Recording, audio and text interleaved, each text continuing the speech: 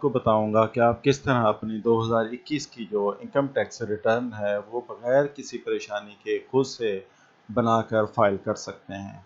उसके लिए आपको किसी भी किस्म की किसी को पेमेंट नहीं करनी पड़ेगी। आपने बस मेरी वीडियो को डिटेल से देखना है पूरी तफसील के साथ, और फिर उसमें दी गई जो इंस्ट्रक्शंस हैं उनको फॉलो करते हुए आपने अपनी जो इनकम टैक्स रिटर्न है 2021 की उसको खुद से फाइल कर लेना है।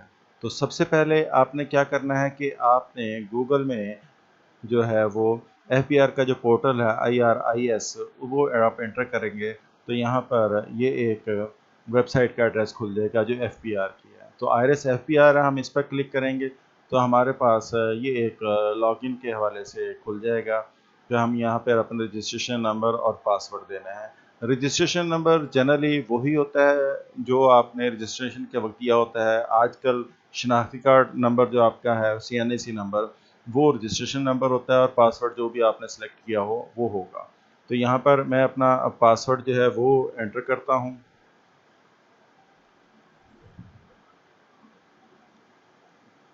और अपना रजिस्ट्रेशन नंबर जो है वो मैं यहाँ पर एंटर करता हूँ। जी, अपना रजिस्ट्रेशन नंबर और पासवर्ड एंटर करने के बाद मैंने लॉगिन पे क्लिक किया। जब लॉगिन पे क्लिक किया तो उसने ये एक इंटरफेरेंस मेरे सामने खोल दिया कि यहाँ पर मेरा जो है वो डाटा सारा पड़ा हुआ है कि ये मेरा नेम है, और यहाँ पर सारे ही ऑप्शन मौजूद हैं जो मैंने कंप्लीट टास्क है। लास्ट ईयर जो मैंने अपने डिक्लेरेशन दी थी, रिटर्न फाइल की थी ये 2020 की, वो भी यहाँ पर मौजूद है। तो अब हमने करना क्या है, हमारे पास ऊपर एक रजिस्ट्रेशन का टैब है और दूसरा डिक्लेरेशन का। रजिस्ट्रेशन हमारी ऑलरेडी हो चुकी है, हमने रिटर्न फाइल करनी है, इसलिए जो डिक्लेरेशन है हम इस पर क्लिक करेंगे। डिक्लेरेशन पे क्लिक करने के बाद जो फर्स्ट कॉलम हम इसको छोड़ देंगे, और जो सेकंड कॉलम है उसमें salary return for individual classic view जो है हम इस पर क्लिक कर देंगे। जब हमने इस पर क्लिक किया तो वो हमारे सामने एक उन्होंने ऑप्शन दिया, वो कहते हैं सिलेक्ट पीरियड। तो सबसे पहले हम जो है वो सिलेक्ट पीरियड करना है, यहाँ से हम इसको कैंसिल करेंगे और ये जो पीरियड का बटन है इस पर हम क्लिक करेंगे तो ये पीरियड हमारे पास शो हो जाएगा। तो यहाँ हम 2021 लिखेंगे। लिखने के बाद इसको ये सर्च का जो साइड पे ऑप्शन है इस पर क्लिक करेंगे तो ये हमारे पास स्टार्ट डेट और एंड डेट ऑटोमेटिकली आ गई। तो यहाँ से हम सिलेक्ट करेंगे। जब हमने इसको सिलेक्ट किया तो ये हमारे पास पूरा पेज ओपन हो गया, और ड्यू डेट ये साथ आ रही है कि 13 सितंबर 2021 ड्यू डेट है, और टैक्स पीरियड 1 जुलाई 2020 से 30 जून 2021 तक का जो टैक्स ईयर है वो हमने यहाँ पर रिटर्न उसकी फाइल करनी है।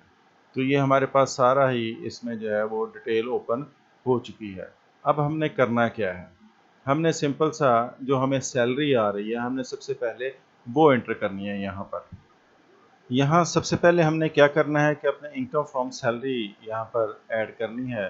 तो ये पे, वेजेस और अदर रिम्यूनरेशन जो ऑप्शन है यहाँ पर हम अपनी सैलरी को वो एंटर करेंगे। सबसे पहले मैं यहाँ पर वो उन लोगों के लिए इसको प्लान कर रहा हूँ, इसको बना रहा हूँ जिनके पास जो आमदन है वो टैक्सेबल नहीं है, उनकी सैलरी से टैक्स जो है वो नहीं कटता। तो वो इजीली इसको देख के अपनी जो है वो रिटर्न फाइल कर सकते हैं। फिर दूसरे मरहले में मैं जो है उनके लिए भी बनाऊंगा जिनकी सैलरी से टैक्स डिडक्ट होता है, तो वो भी साथ एक छोटा सा क्लिप में बनाऊंगा। पहले हम इसको देखते हैं कि जिनकी सैलरी से टैक्स डिडक्ट नहीं हो रहा वो किस तरह रिटर्न को फाइल करेंगे। तो ये जो पे वेजेस है यहाँ पर आप अपनी सैलरी जो है वो यहाँ पुट कर देंगे।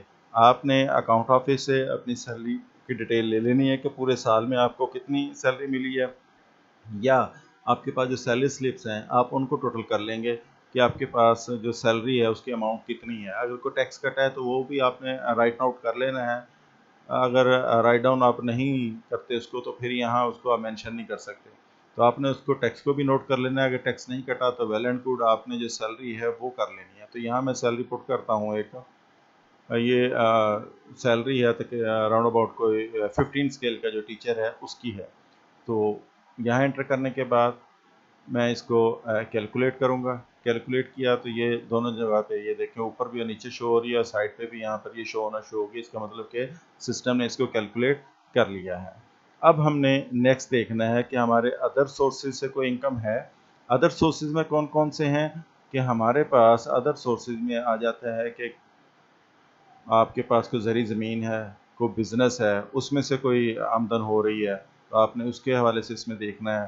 अभी हम इसको देखते हैं, ये ओपन होता है तो अदर सोर्सेज में देखें, इनकम फ्रॉम अदर सोर्सेज में क्या होगा कि दूसरे ज़राए से आपको जो आमदन हासिल हुई है उसमें बहबूद सर्टिफिकेट्स हैं, पेंशन बेनिफिट अकाउंट है, प्रॉफिट ऑन डेब्ट है और पेंशन वगैरह, क्योंकि ये पेंशन से रिलेटेड ज़्यादा है इसलिए हम इसको छोड़ देंगे।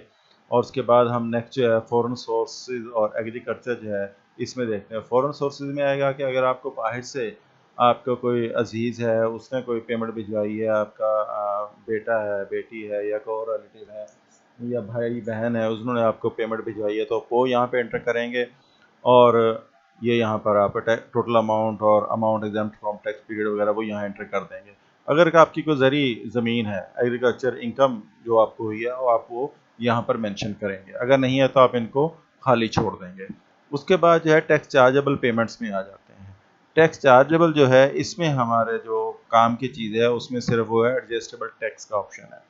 एडजस्टेबल टैक्स में ये है कि अगर हमारी सैलरी से टैक्स डिडक्ट हुआ है, यहाँ जो मैंने स्टार्ट में बात की थी कि जिनके सैलरी में से टैक्स डिडक्ट होता है उनके लिए बाद में बताऊंगा, तो यही मैं थोड़ा सा उसमें ऐड कर देता हूँ कि जिनकी सैलरी में से टैक्स डिडक्ट होता है वो यहाँ पर उसको मेंशन कर देंगे। Salary of employees under section 149, ये टैक्स कलेक्टेड डिडक्टेड है कि आपका कोई भी टैक्स, फर्ज करो मैं कहता हूँ कि 500 रुपये, 520 रुपये मेरे जो है वो यहाँ टैक्स कलेक्ट हुआ है, तो इसको मैं यहाँ एंटर करने के बाद कैलकुलेट कर दूंगा।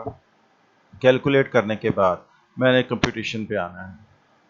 अब कंप्यूटेशन में क्या होगा कि इसको जब मैंने कैलकुलेट किया तो यहाँ ये देखें कि ये आ गया कि मेरे पास ये आमदन थी जो काबिल टैक्स नहीं है और मेरे पास से जो टैक्स कटा है वो 520 रुपये कट गया। तो ये देखें नीचे आ गया रिफंडेबल इनकम टैक्स 520, यानी वो ये अमाउंट है जो मैंने गवर्नमेंट से लेनी है, ये मेरे रिफंडेबल में आ गया है। अगर मेरी सैलरी पे टैक्स डिडक्ट हो रहा होता तो फिर ये रिफंडेबल में ना आता, फिर अगर टैक्स कम कटा हुआ होता और यहाँ अमाउंट ज़्यादा हो जाती तो वो आना था एडमिटेड इनकम टैक्स में। एडमिटेड इनकम टैक्स जो होगा उसको फिर हमने टैक्स रिडक्शन में पुट करना होता है। तो ये बाद में इसमें बात करूँगा मैं, थोड़ी सी सैलरी को इंक्रीज़ करके फिर बना के आपको बताऊँगा कि किस तरह आप कर सकते हैं। फ़िलहाल हम इसको ज़ीरो करते हैं और कंप्यूटेशन में देखते हैं कि ये देखें कि जब हमने उसको ज़ीरो करके इसको कंप्यूट किया तो ये withholding tax income tax zero आ गया कि हमारे ज़िम्मे कोई भी टैक्स नहीं है। अब हमने उसके बाद मूव करना है वेल्थ स्टेटमेंट वाली साइड पे। वेल्थ स्टेटमेंट में जो पर्सनल एक्सपेंसेस हैं इसमें हमने वैल्यूज़ पुट करनी है। अगर हम रेंट के घर में रह रहे हैं तो हमने जो किराया है, फ़र्ज़ करें कि 5000 मंथली रेंट है, तो हम यहाँ पर 60,000 जो है वो उसका रेंट लिख देंगे। उसके बाद नीचे है व्हीकल रनिंग मेंटेनेंस, बाइक वगैरह आपने चलाई है उसका मंथली आपका जो है ना वो 3000 का पेट्रोल लग जाता है, तो आपने एनुअली उसको जो है वो मल्टीप्लाई करके 36,000 जो है वो यहाँ पर मेंशन कर देना है। ट्रैवलिंग अगर कोई की है, आप कहीं सैर तफरी के लिए गए हैं और आपका कोई 12-13 हज़ार रुपये लग गया है तो हम यहाँ पर वो मेंशन कर देते हैं। इलेक्ट्रिसिटी, अगर मंथली आपका जो है वो 10,000 ऑन एन एवरेज बिल आता है तो 1,20,000 रुपये आप यहाँ पर अपना जो है वो इलेक्ट्रिसिटी का बिल यहाँ मेंशन कर देंगे। पानी का बिल अमूमन 300-400 रुपये होता है तो हम इसको 300 रुपये के हिसाब से जो है वो 3600 रुपये यहाँ पर ऐड कर देते हैं। गैस के चार्जेस 500-600 रुपये ऑन एन एवरेज आ रहा होता है, हम इसको 6,000 रुपये गैस का जो बिल है वो लिख देते हैं। अब आ जाता है यहाँ टेलीफोन का कि हमारे टेलीफोन के चार्जेस कितने हैं। तो टेलीफोन के हवाले से हम आ जाते हैं कि हमारे रूटीन की कॉल्स होती हैं, पैकेजेस भी चल रहे होते हैं, तो हम तकरीबन 25-100 रुपये टेलीफोन का यहाँ एंटर कर देते हैं। ये लमसम मैं कर रहा हूँ, आप इसको अपने कैलकुलेट भी कर सकते हैं, इलेक्ट्रिसिटी बिल लेके आप वहाँ से इसको टोटल कर सकते हैं। तो होना तो ये वहीं से टोटल चाहिए कि जो आपके इलेक्ट्रिसिटी बिल हैं, गैस के बिल्स हैं, जितने भी यूटिलिटी बिल्स हैं, आप उनको अलग अलग कैलकुलेट करें और वो अमाउंट यहाँ पर मेंशन करें जो आपके एक्सपेंसेस हुए हुए हैं। उसके बाद मेडिकल के हवाले से आप कोई हॉस्पिटलाइज हुए हैं और वहाँ पे आपके मेडिकल के एक्सपेंसेस हुए हैं तो आप यहाँ पर वो मेंशन कर सकते हैं। उसके बाद फंक्शन वगैरह को सालगिरह आपने की है बच्चे की और उसमें आपके एक्सपेंसेस हो गए हैं, आप यहाँ पर वो एक्सपेंसेस मेंशन कर दें। उसके बाद आपने ज़कात वगैरह दी है, कोई लाइफ इंश्योरेंस जो है उसका प्रीमियम वगैरह दिया है तो यहाँ पर आप वो भी मेंशन कर सकते हैं। उसके बाद आ जाता है अदर हाउस होल्ड एक्सपेंसेस। ये other personal house hold expenses हैं, कुछ ऐसे एक्सपेंसेस जो आप कैलकुलेट भी नहीं कर सकते मगर वो हुए होते हैं, तो यहाँ हम राउंड अबाउट उसको जो है ना वो एंटर कर देते हैं। ये एक्सपेंसेस यहाँ पे मैंने एंटर कर दिए। इसको अब हम कैलकुलेट कर देंगे। कैलकुलेट करने के बाद हमने पर्सनल एसेट्स लायबिलिटीज़ में जाना है कि हमारे यहाँ लायबिलिटीज़ हमारे ज़िम्मे क्या क्या हैं। अब लायबिलिटीज़ में क्या चीज़ आती है, मेन आ जाएगा जो हमने मेन देखना है कि इन्वेस्टमेंट हमारी, अगर कोई प्राइस बॉन्ड वगैरह आपने लिए हुए हैं, कोई पॉलिसी वगैरह ली हुई है, तब यहाँ पर वो एंटर करेंगे। सपोज़ आपने कोई पॉलिसी ली हुई है तो यहाँ पर आप जो है वो पॉलिसी का लिख देंगे EFU या स्टेट लाइफ हम लिख देते हैं, स्टेट लाइफ लिख दिया। उसके कंटेंट है कि उसका जो पॉलिसी नंबर है वो यहाँ पर हमने एंटर कर देना है। पॉलिसी नंबर एंटर करने के बाद हम यहाँ लिख देते हैं कि लाइफ प्लान आपने लिया हुआ है, तो आप यहाँ पर लाइफ प्लान लिख के इसको ओके कर देंगे। ये देखें, ये स्टेट लाइफ, ये मैं हाईलाइट कर रहा हूँ इसको, 54321 पॉलिसी है, लाइफ प्लान मैंने लिया हुआ, तो यहाँ मैं उसकी अमाउंट एंटर कर दूँगा कि उसकी जो अमाउंट है वो लाइफ प्लान की वो मेरे पास राउंड अबाउट है 3,15,000 रुपये।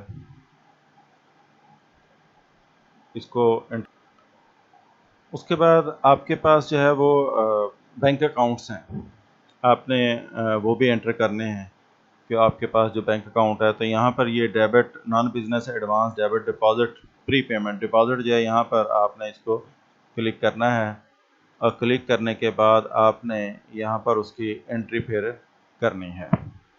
अब एंट्री आप कैसे करेंगे, सिंपल सा तरीका है उसके एंट्री करने का कि ये जो प्लस का साइन है, आपने उस साइन को जो है वो क्लिक कर देना है। यानी ये अकाउंट है 7006, यहाँ पर आपने जो है वो इन्वेस्टमेंट नॉन बिजनेस अकाउंट वगैरह जो यहाँ पे हमने पहले अपने इंश्योरेंस की डाली है, यहीं पर हम इसको एंटर करेंगे। सपोज मेरा अकाउंट है MCB में और अकाउंट नंबर जो है वो ये है, इसको मैं ओके कर देता हूँ। तो ये देखें यहाँ पर ये अकाउंट नंबर शो हो गया है, ये MCB भी साथ शो हो गया है। तो यहाँ जो मेरा 30 जून का क्लोजिंग बैलेंस है, यहाँ पर वो बैलेंस मैंने जो है वो एंटर करना है। तो सपोज़ मेरा बैलेंस जो है वो 1,14,118 रुपये है 30 जून का। तो इसको कैलकुलेट कर लिया। अब इसके साथ ही मैं कहता हूँ कि मेरा एक और अकाउंट भी है जो UBL में है। यहाँ UBL लिखूँगा, UBL लिखने के बाद उसका जो अकाउंट नंबर है वो यहाँ पर मेंशन कर दिया जाएगा। मेंशन करने के बाद उसको मैं ओके करूँगा। जब ओके किया तो ये देखें ये UBL का अकाउंट यहाँ पर क्रिएट होकर मेरे पास आ गया। जब अकाउंट आ गया तो यहाँ पर मैंने जो है उसकी अमाउंट डालनी है कि मेरे पास जो है वो उसमें बैलेंस कितना है।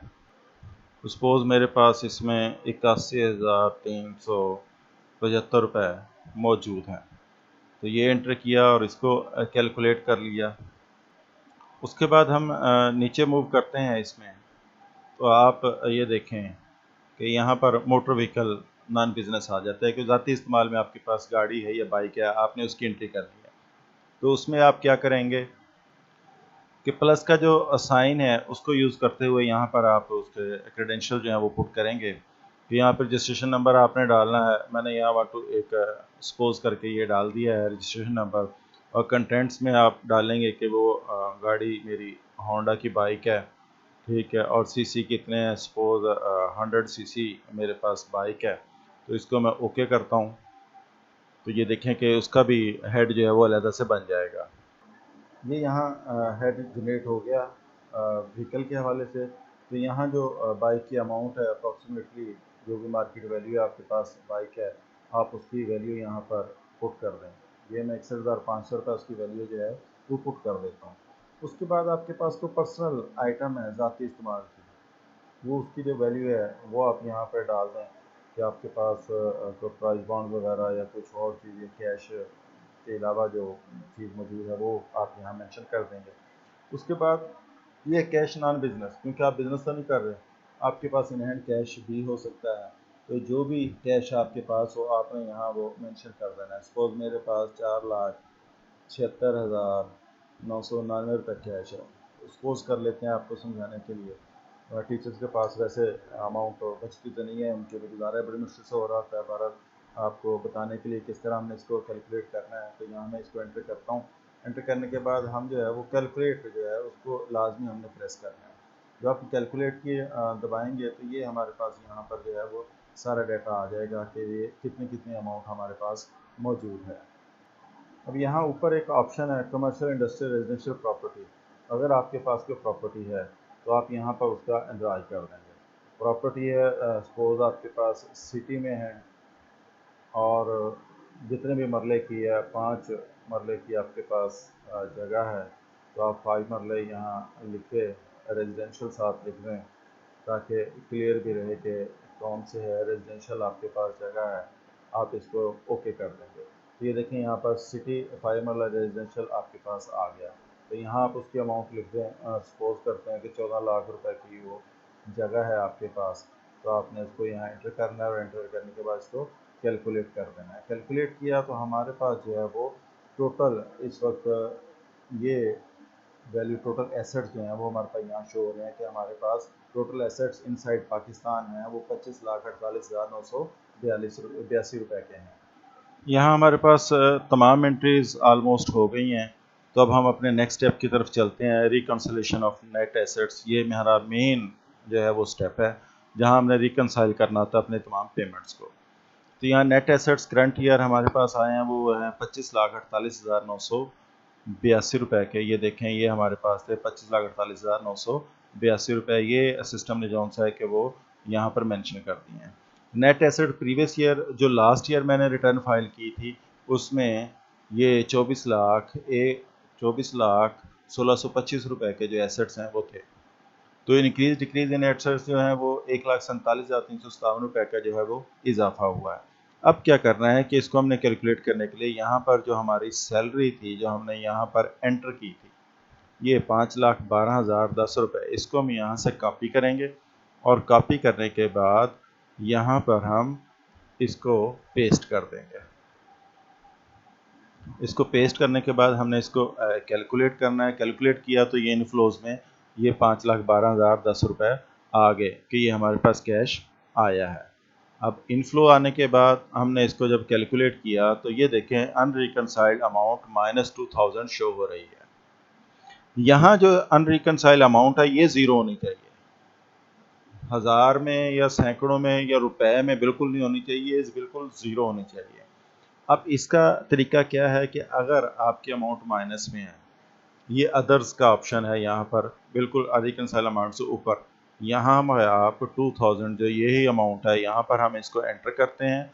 ये एक इंतहाई टेक्निकल बात है, आमतौर पर लोग आपको नहीं ये बताएंगे कि इसका रिकनसाइल अमाउंट को ज़ीरो कैसे करना है। इवन के जो टैक्स जमा करने वाले हैं, टैक्स इसकी फाइलिंग करने वाले हैं, वो भी इस गुर को नहीं बताते। तो आपने क्या करना है कि ये मगर माइनस में अमाउंट है, यहाँ आपने इसको एंटर करना है और एंटर करने के बाद आप कैलकुलेट को दबाएंगे तो ये देखें ये अमाउंट ज़ीरो हो गई है। तो इस तरह आपकी जो रिकनसाइलेशन है वो एग्जैक्ट 100% हो गई है। अगर यही अमाउंट जो है वो प्लस में होती तो आप अदर्स का जो ऑप्शन है वहाँ पर आप इसको एंटर करके कैलकुलेट करते तो आपके जो है ये ज़ीरो हो जाती। तो अब ये रिकनसाइल अमाउंट आपकी ज़ीरो हो गई है, तो इस तरह आपकी जो रिटर्न है वो कंप्लीट हो गई है। अब आप इस रिटर्न को सबमिट कर सकते हैं।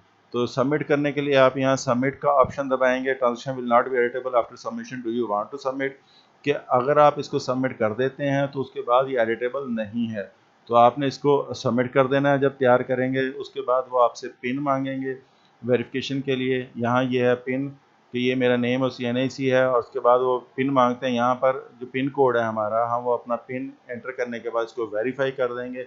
वेरीफाई करने से ये होगा कि हमारी जो रिटर्न हमने बनाई है वो सबमिट होके वेरीफाई हो जाएगी और हमारा टैक्स ईयर 2021 की जो रिटर्न है वो फाइल हो जाएगी। तो ये इंतहाई आसान तरीका है इसको फाइल करने का। मेरे चैनल को सब्सक्राइब ज़रूर कीजिएगा, वीडियो अगर पसंद है उसको लाइक भी ज़रूर कीजिएगा। किसी को आपने 1 रुपये की पेमेंट नहीं देनी, जस्ट वीडियो को देखें और अपने रिटर्न को खुद फाइल करें। Thanks for watching my YouTube channel.